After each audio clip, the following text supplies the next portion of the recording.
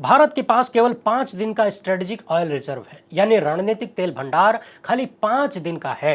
यानी अगर अचानक तेल सप्लाई रुक गई तो सिर्फ 5 दिन ही काम चल पाएगा। और ये बात मैं नहीं कह रहा, बल्कि बीबीसी और इंडियन एक्सप्रेस ने बड़े विस्तार से समझाया है। ध्यान रहे, स्ट्रेटेजिक ऑयल रिजर्व और टोटल ऑयल रिजर्व में अंतर है। आइए देखते हैं कि कैसे गुजराती जोड़ी की सत्ता इस मामले में भारत को मजबूत करने में पूरी तरह से फेल रही है, वो भी तब जब खुद सीएजी ने बार बार इस चीज को लेकर चेतावनी दिया था।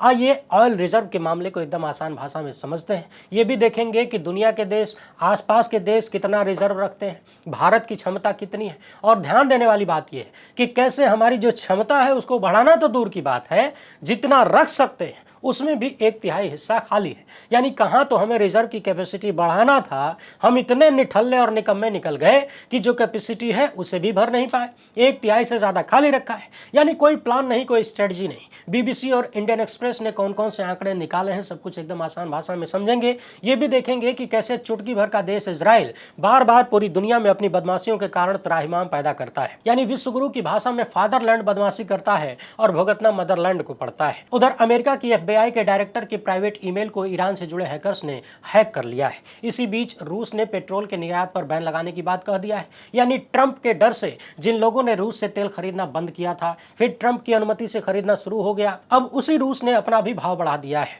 यानी संकट बढ़ सकता है। इन सभी कहानियों पर एकदम तगड़ी वाली चर्चा करेंगे, मगर उससे पहले आप सभी से एक छोटी सी अपील है। पहली बार है तो चैनल को सब्सक्राइब करके घंटी बजा दीजिए टन से। हर वीडियो को लाइक और शेयर करना आपकी जिम्मेदारी है। इसके अलावा आप जानते हैं कि हम किसी धन्ना सेठ या राजनीतिक दल के दम पर चलते नहीं, तभी खुलकर आपके मुद्दों पर बात हो पाती है। हमारा काम पसंद आता हो तो इसके QR कोड या अपने मोबाइल नंबर का प्रयोग करते हुए जो भी हो सके आर्थिक सहयोग भेजने का प्रयास जरूर करें। बहुत बहुत धन्यवाद। भारत के कई शहरों में तेल संकट गहराता हुआ दिख रहा है। ध्यान रखिएगा, दिख रहा है शब्द इसलिए बोल रहा हूं क्योंकि अभी ऐसी कोई पुख्ता खबर सरकार की तरफ से नहीं कही गई कि पेट्रोल पंप को तेल मिलना मुश्किल है। मगर चूंकि तेल खत्म न हो जाए, इस डर से लोगों ने हड़बड़ी में खरीदना शुरू कर दिया है। तो संकट आने से पहले ही संकट की तस्वीरें दिखने लगी हैं। जगह जगह पेट्रोल पंपों पर लंबी लंबी लाइनें लगी हैं। कई जगह तो लोग आपस में मारामारी भी कर लेते हैं। कुछ जगहों पर पुलिस बुलानी पड़ रही है। और बहुत सारे लोगों का ये मानना है कि ये अफरा तफरी इतनी न होती अगर संसद में जाकर प्रधानमंत्री ने कोविड की महामारी के संकट को याद नहीं दिलाया होता। अगर उन्होंने तैयार रहने के लिए नहीं कहा होता तो शायद लोग इतना पैनिक न होते। यानी समस्या के टाइम में हड़बड़ी को खत्म करने की बजाय महामानव ने हड़बड़ी को पैदा कर दिया। और यदि ऐसे वक्त के लिए पिछले 12 साल में ईमानदारी से काम किया होता तो शायद सीना ठोक कर सच बोल पाते और ये कहने की जरूरत नहीं पड़ती कि संकट का सामना करना पड़ रहा है या पड़ सकता है। कोविड की तरह तैयार रहिए। ऑयल रिजर्व को लेकर बीबीसी की जो रिपोर्ट है उसे जरा कायदे से समझ लीजिए। दरअसल देश में 2 तरह के ऑयल रिजर्व होते हैं। एक होता है रणनीतिक तेल भंडार यानी स्ट्रेटेजिक ऑयल रिजर्व।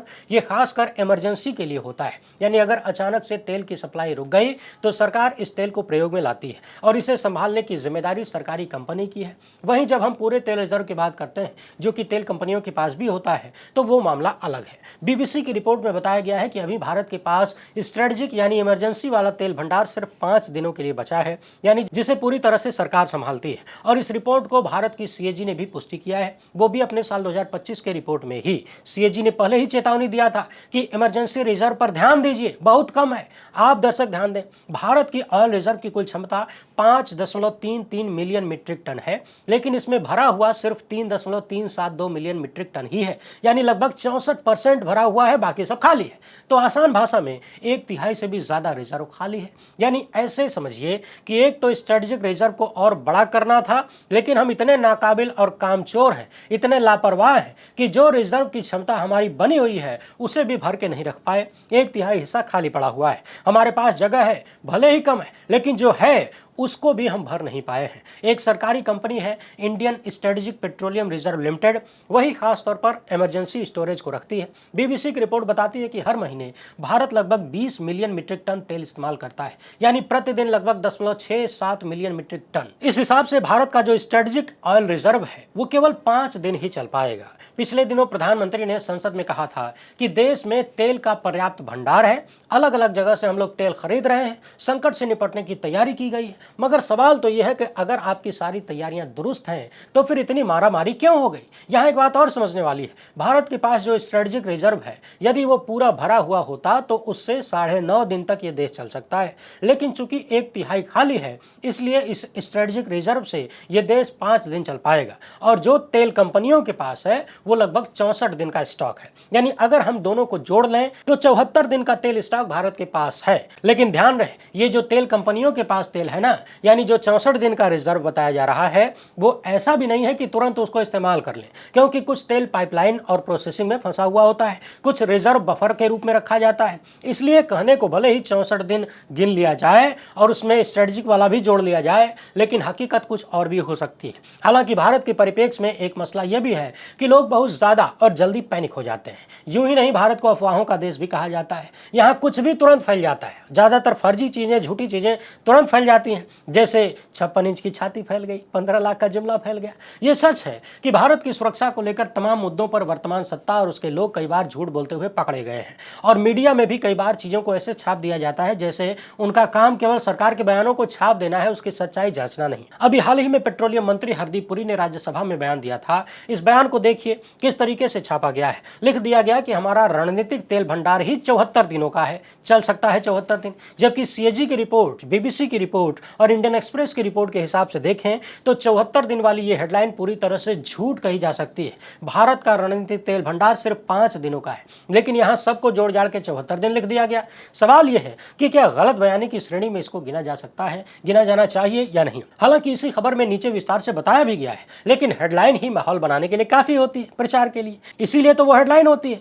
भारत दुनिया का तीसरा सबसे बड़ा तेल उपभोक्ता है और अपनी जरूरत का 88% तेल आयात करता है। ज्यादातर तेल इराक, सऊदी अरब, यूएई से आता है, यानी मिडिल ईस्ट से ही 50% से ज्यादा तेल आता है। कुछ साल पहले तक 60% से भी ज्यादा आता था। अब समस्या ये है कि जब भी इस क्षेत्र में कोई संकट आएगा तो तेल संकट पैदा हो जाता है। सप्लाई चेन जब भी टूटती है तो कीमतें बढ़ने लगती हैं। दुनिया के तमाम देश अपने स्ट्रेटेजिक ऑयल रिजर्व को इसीलिए बढ़ा रखते हैं ताकि कभी तेल की कीमतें बढ़ें, तेल की सप्लाई रुके तो कुछ दिन तक अपने देश को संभाल सके। भारत के कुल रिजर्व को भी अगर जोड़ लें तो बीबीसी की रिपोर्ट के अनुसार जानकारों का मानना है कि 74 दिन का स्टॉक जो है वो भी कम है। खुद जो इंटरनेशनल गाइडलाइन है उसके अनुसार कम से कम 90 दिन का रिजर्व हर देश के पास होना चाहिए। ये जो इमरजेंसी वाला तेल रिजर्व है ये ज्यादातर भारत में जमीन के नीचे, पहाड़ों के नीचे, गुफाओं के नीचे रखा जाता है ताकि सुरक्षित भी रहे, किसी युद्ध के दौरान दुश्मन देश उस पर हमला न कर दे। आपको बता दें कि जापान 208 दिन का रिजर्व रखता है, दक्षिण कोरिया 200 दिन का रिजर्व रखता है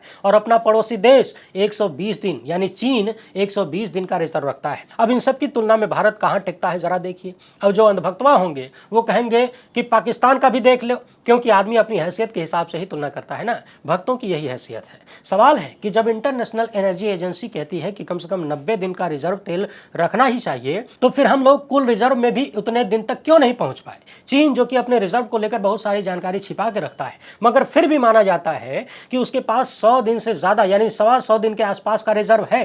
पाकिस्तान की स्थिति खराब है, 2 से 3 हफ्तों तक की है, लेकिन हम पाकिस्तान तो नहीं है ना, हमारी जरूरतें बड़ी हैं। आखिर हम विश्वगुरु भी तो हैं। ऐसे तेल संकट के दौरान चीन हमसे ज्यादा सुरक्षित है और चीन को तो तेल भी मिल रहा है। चीन ईरान से तेल ले रहा है, लगातार सप्लाई है और सस्ता तेल ले रहा है। लेकिन हम चूंकि विश्वगुरु हैं, 56 इंच की छाती है, महामानव है, अवतारी पुरुष हैं, तो हम डर जाते हैं। ट्रंप के डर से हमने ईरान से तेल खरीदना पहले ही बंद कर दिया, फिर रूस से तेल खरीदना बंद कर दिया। इसके बाद भक्तों के बड़ के पापा ने कह दिया कि जाओ भैया रूस से तेल खरीद लो, जी लो अपनी जिंदगी, तुमको छूट दे रहे हैं। हम थोड़े से खुश हुए और अब रूस की सरकार ने कह दिया है कि 1 अप्रैल से पेट्रोल के निर्यात पर बैन लगाएंगे और ये बैन 31 जुलाई तक रहेगा, यानी कई महीने तक। यानी ऐसा लग रहा है कि रसिया ने भी अब विश्वगुरुओं को सबक सिखाने का फैसला कर लिया है। और यदि आप स्वतंत्र होकर सोचें कि रूस जो कर रहा है वो कैसा है, तो रूस ने पहले कहा था कि हम सस्ता तेल अब नहीं देंगे, पहले देते थे तो तुमने लिया नहीं, और अब इस तरह से बैन वो किसी भी रूप में गलत नहीं है। यानी रूस अपनी जगह पर गलत नहीं है। जब आप अपने दशकों पुराने मित्र को और उसके एहसानों को भुलाकर ट्रंप जैसे छिछले व्यक्ति के आगे पीछे घूमेंगे और उसके कहने पर रसिया से संबंध खराब करेंगे, तो फिर ताली एक हाथ से कैसे बजेगी। दोस्ती और संबंध दोनों तरफ से चलते हैं ना। लेकिन समस्या यह है कि इस बीच में जब फाइलें आ जाती हैं, किसी सेठ की फाइल, किसी एपस्टीन की फाइल, तो मामला बिगड़ जाता है और वही होता हुआ दिख रहा है। ईरान का सस्ता तेल हम पहले ही छोड़ चुके हैं,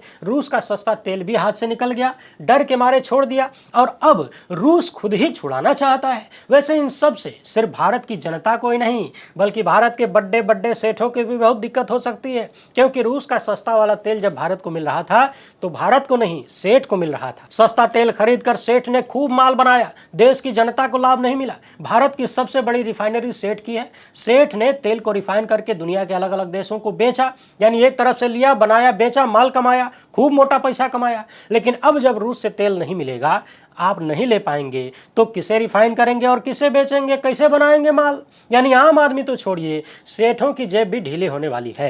यहां आपको एक बात और याद दिला दें, 1973 के आसपास भी एक बड़ा तेल संकट दुनिया में आया था, जब इजराइल, इजिप्ट, सीरिया जैसे तमाम देशों से लड़ रहा था, यानी अरब देशों से युद्ध चल रहा था, और अरब देशों ने देखा कि अमेरिका समेत तमाम पश्चिमी देश इजराइल का समर्थन कर रहे हैं, तो अरब देशों के संगठन ने तेल पर प्रतिबंध लगा दिया। अमेरिका और उसके सहयोगियों को तेल सप्लाई बंद कर दी, जानबूझकर उत्पादन को कम कर दिया गया ताकि सप्लाई कम हो जाए, और तेल की कीमतें 4 गुना तक बढ़ गईं। अमेरिका, यूरोप में पेट्रोल पंप पर लंबी लंबी लाइनें लग चुकी थी, ईंधन की कमी हो गई, महंगाई, बेरोजगारी, आर्थिक मंदी, सब कुछ आ गया। भारत भी उस समय जोरदार संकट में फंस चुका था। इसके बाद दुनिया को समझ में आया कि तेल का संकट खतरनाक हो सकता है। वहीं से स्ट्रेटेजिक ऑयल रिजर्व की शुरुआत हुई। कई देशों ने आपातकालीन तेल भंडार बनाया, साथ ही साथ न्यूक्लियर और सोलर एनर्जी पर भी फोकस किया। ये 90 दिन वाला ऑयल रिजर्व का फार्मूला वहीं से निकाला गया कि कोई भी देश कम से कम ऊर्जा संकट के दौरान 3 महीने तक अपनी व्यवस्था चला सके। लेकिन भारत उतना भी पूरा नहीं कर सका। आपको एक बात और बता दें, रिजर्व करने की तमाम व्यवस्थाएं जो भारत में बनी हैं, वो ज्यादातर पिछली सरकारों में बनी। विश्वगुरु खाली भाषणे में सारा सिस्टम बनाते हैं। भारत में 3 जगहों पर अंडरग्राउंड स्टोरेज है, विशाखापट्टनम, मंगलुरु और पदूर। सवाल यह है कि भारत की सरकार, पेट्रोलियम मंत्री आखिर करते क्या है? जब सीएजी ने भी रिपोर्ट दे दिया था कि स्टॉक 1/3 से ज्यादा खाली है, तो फिर सरकार क्या कर रही थी? क्या इधर उधर की फाइलों को दबाने से फुर्सत नहीं है? आलोचकों को डिस्टर्ब करने, उन्हें जेल भेजने और उनको डराने धमकाने से फुर्सत नहीं है?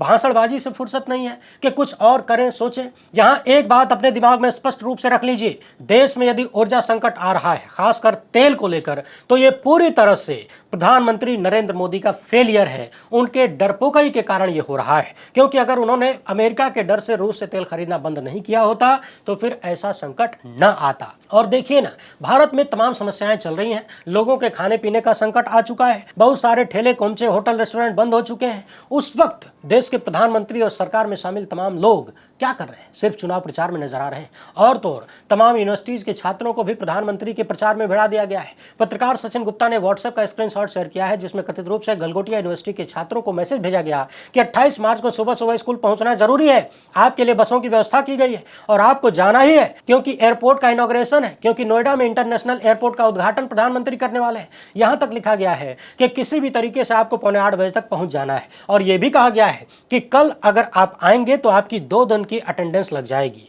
यानी नरेंद्र मोदी के कार्यक्रम में भीड़ जुटाना प्राइवेट कॉलेजों के लिए इतना जरूरी है कि एक दिन आने पर 2 दिन की अटेंडेंस लगा दी जाएगी। अब आप सोचिए कि ये कॉलेज अपने छात्रों को क्या पढ़ाते होंगे और क्या बनाते होंगे। वैसे याद दिला दें, ये वही गलगोटिया है जिसने चीन के रोबोट को अपना बता दिया था और इंटरनेशनल बेइज्जती करवाई थी। एआई के कार्यक्रम से इसको भगा दिया गया। कुछ और कॉलेज के ऐसे ही मैसेज सोशल मीडिया पर वायरल है, जहां छात्रों को प्रधानमंत्री के कार्यक्रम में पहुंचने के लिए कहा गया है। अब आप सोचिए कि जिस देश में युवाओं को एक दिन की एक्स्ट्रा अटेंडेंस की लालच देकर नेता के कार्यक्रम में भीड़ बनने के लिए बुलाया जा सकता है, उस देश के युवाओं और उस देश के भविष्य का क्या होगा? किस तरीके के गुलाम तैयार किए जा रहे हैं? ये वही गलगोटिया यूनिवर्सिटी है जिसके छात्रों का एक वीडियो वायरल हुआ था, जब ये लोग राहुल गांधी के खिलाफ प्रदर्शन करने गए थे और पत्रकार ने पूछ लिया कि बताओ कहां आए हो, तो उनकी पूरी शिक्षा बाहर आ गई। बहरहाल पिछले 12 सालों में हमने लगातार देखा है कि जब भी देश में संकट आता है तो अपने विश्वगुरु बिल्कुल लोड नहीं लेते, एकदम फ्री नजर आते हैं, या फिर अपने चुनावी कार्यक्रमों में लगे रहते हैं, कहीं फोटोबाजी करते हैं,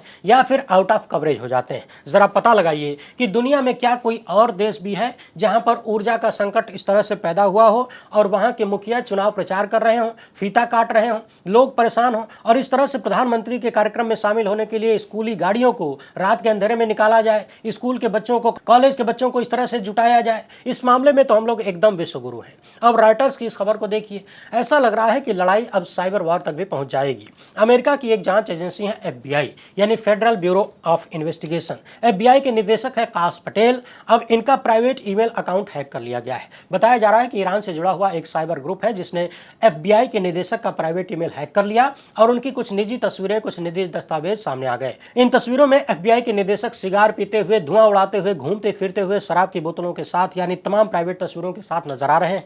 निजी जीवन की बहुत सारी चीजें सामने आ गई हैं। यानी जो अमेरिका सुपर पावर और न जाने क्या क्या होने का दावा करता था, मागा का नारा चल रहा था, मेक अमेरिका ग्रेट अगेन वाला, उसकी जांच एजेंसी FBI के निदेशक का ईमेल भी सुरक्षित नहीं है। कथित रूप से ईरान के हैकरों ने उसमें भी सेंध लगा दिया है।